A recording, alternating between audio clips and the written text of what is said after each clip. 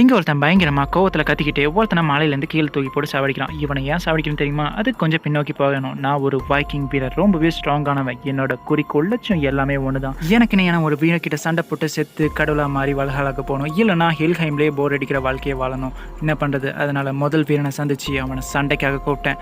என்னோட கடைசி நாள் அதான்றதை நான் புரிஞ்சுக்கிட்டேன். அவனும் வேகமாக என்னை நோக்கி ஓடி வந்தான். நானும் தயாராக இருந்தேன். ஆனால் கடைசியில் வலிக்கு விழுந்து அவனாவே செத்து போயிட்டான். அவன் கத்தியாலே. என்ன பண்றது? எனக்கு வேற வழி இல்லை. நான் அடுத்த வீரனை தேடி போகிறதுக்காக ரொம்ப தூரம் டிராவல் பண்ணி கண்டுபிடிச்ச ஒரு வீரனை அவனையும் சண்டை கூப்பிட்டேன். அவனோட திறமை எல்லாத்தையும் காட்டினா. கடைசியில் அவன் மேலே மரம் விழுந்து அங்கேயே செத்து போயிட்டான். சரின்னு சொல்லிட்டு நான் அடுத்த வீரனை தேடி கண்டுபிடிச்சேன். ஆனால் அவனும் ஈஸியாக செத்து போயிட்டான். என்ன பண்ணுறது? நான் இன்னொருத்தனையும் சண்டை கூப்பிட்டேன். இவங்களாம் வித்தியாசமாக செத்துக்கிட்டே இருந்தாங்க. எனக்கு எதிராக கடவுளை எதனா வேலை பார்க்குற மாதிரியே தோணுச்சு. கடைசியாக ஒரு வீரனை பார்த்தேன். கடைசியில் பார்த்தா அவனையும் பறவை தூக்கிட்டு போச்சு. அப்போ தான் இவனை பார்த்தேன். மற்ற வீரர்களாக பரவாயில்ல, அவங்களோட திறமையை கட்டி தான் செத்தாங்க. ஆனால் இவன் கத்தியை கூட குடி தெரியாமல் என் பக்கத்தில் வந்து காண்டாக்கினதால் தான் இவனை மலையிலேருந்து தூக்கி போட்டு சாகடிச்சேன். நான் செஞ்சது கரெக்டு தானே?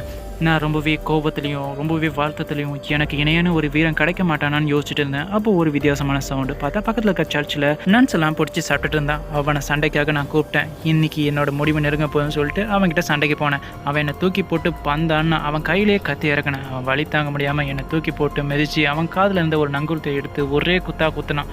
அதுதான் இன்னைக்கு என்னோட முடிவு வந்துச்சுன்னு சொல்லிட்டு என் கத்தியை வச்சு அவன் கண்ணை குத்திட்டேன். அதுவும் அங்கேருந்து பயந்து அங்கேருந்து ஓடியே போயிடுச்சு. நானும் அந்த இடத்துல இறந்து போயிட்டேன். நான் எங்கே போகணும்னு நினச்சனோ அந்த வல்ஹாலாக்கான கீட் எனக்காக திறக்க ஆரம்பிச்சது. நான் கடவுளாக இப்போ உணர்ந்தேன்.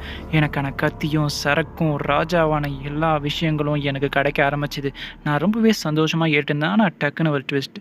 அந்த கதவு மூடி அந்த இடமே மாறி ஏதோ ஒரு இடமா மாறிச்சு. எனக்கு ஒன்றுமே புரியல. அங்கே ஃபுல்லாக சுற்றி நன்ஸாக இருந்தாங்க. என்கிட்ட இருந்த எல்லா பொருளும் மறைஞ்சின்னா அதுக்குள்ளேயே அடப்பட்டேன். எனக்கு ஒன்றுமே புரியல.